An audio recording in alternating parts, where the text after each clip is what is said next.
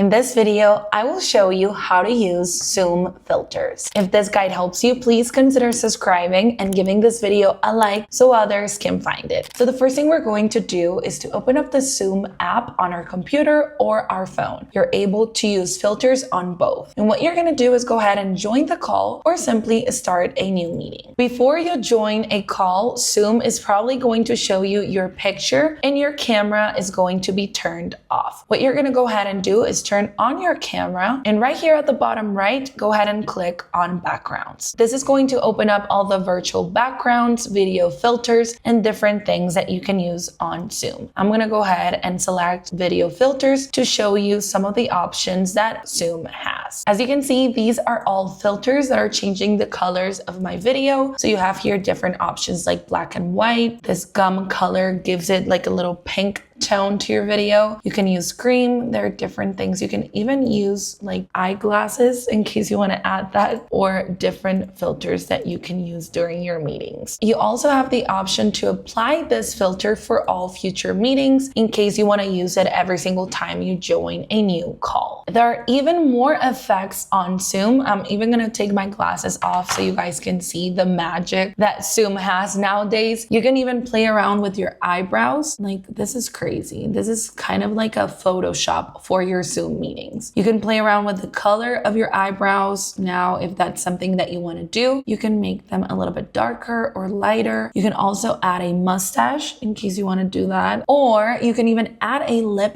color to your videos. This is crazy because now you don't even have to do your makeup. Zoom is going to do it for you. And of course, you can even play with how much color you want on your lips. And the same goes for your eyebrows and mustache or beard. Once you're happy with your filter, go ahead and close out this window and simply start your meeting. And as you can see, I now have a Zoom filter on my video. I hope this video helped you, and don't forget to subscribe to the channel and like the video. Bye!